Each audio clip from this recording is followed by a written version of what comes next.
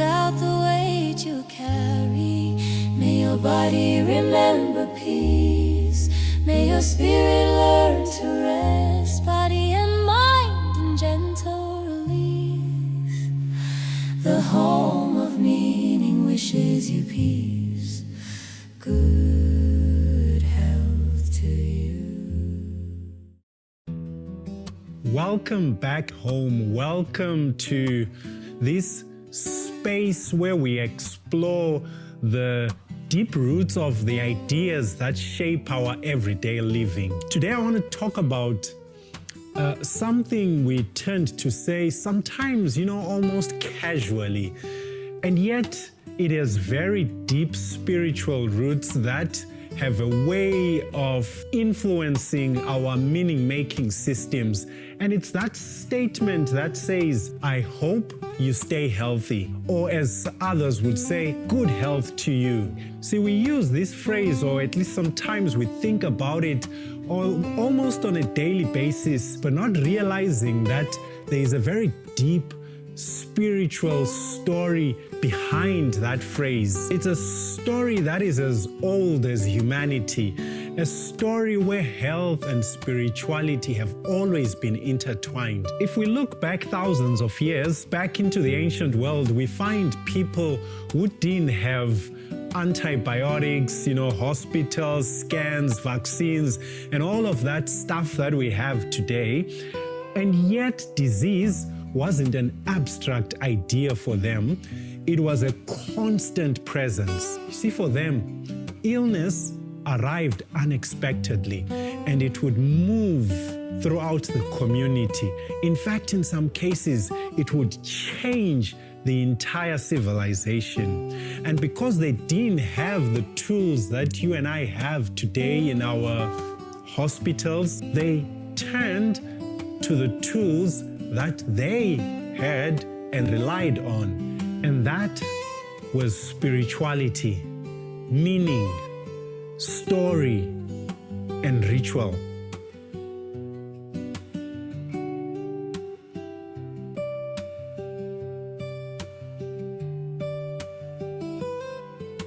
You see, for them, caring for health meant caring for the soul and the community and addressing the unseen forces in the world. So what I'm saying is that in the ancient world, across several cultures, people sought healing not just in herbs and remedies, but also in sacred places. For example, think of the Asclepian temples in ancient Greece. These were places where people slept overnight, hoping for a dream from the god Asclepius. The dream itself was considered part of the healing process. See, the priests in those temples were not doctors in the modern sense, but they were spiritual guides who interpreted signs and offered rituals and held space for peace and reflection. But the ancient Greeks were not the only ones.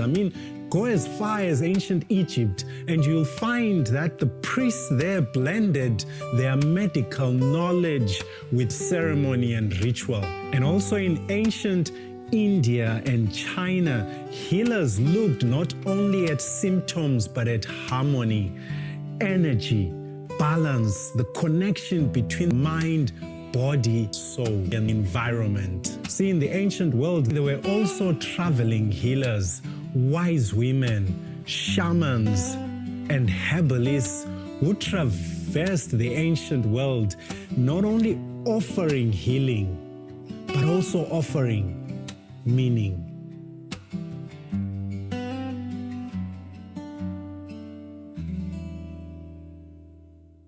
For people in the ancient world, healing was something you did with your whole self, and not just your body. Now, it might come as a surprise for some that modern medicine, with all its science and precision, is actually descended from those early magical and spiritual practices. The first pharmacies were a collection of herbs believed to hold divine or mysterious powers. The earliest surgeons were priests performing rituals. Even hospitals began as religious institutions meant for shelter, prayer, and comfort. And so, although today medicine is guided by evidence and biology, thankfully so, its origins remind us that care has always included something deeper. See, even now, despite our advances in science, we know that healing isn't only physical.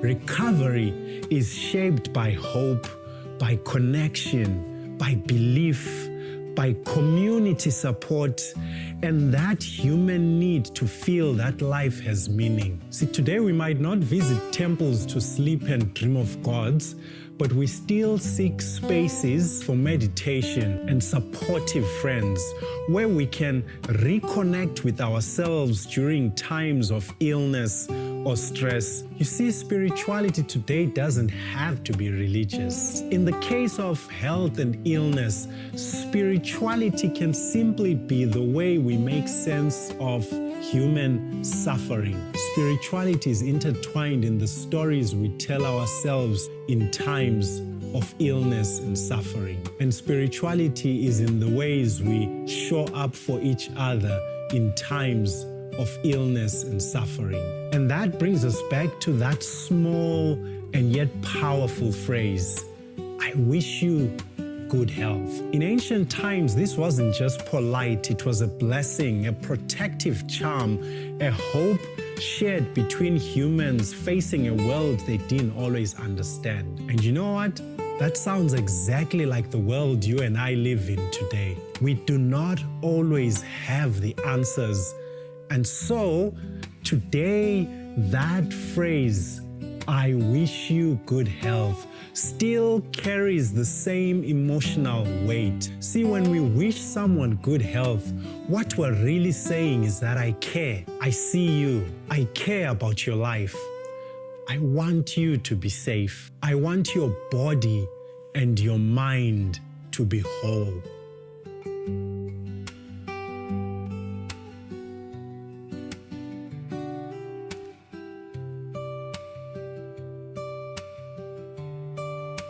Every time we say that, it's a reminder to you and me that health is not just a medical condition, it's a human experience, one that connects us across cultures, across generations, and across that mysterious gap between what we know and what we don't know. So the next time you think about it or tell someone, I hope you stay healthy, or good health to you, know that you are participating in a tradition that is thousands of years old, a tradition that was born in temples and in healing rituals and in the dreams of ancient seekers. It's a small phrase with a long history, a simple wish with deep roots, a spiritual exercise that unveils meaning every time that phrase is shared.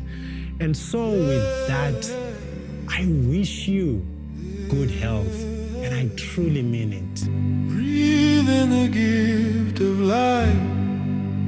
Breathe out the way you carry. May your body remember peace. May your spirit learn to rest. Body and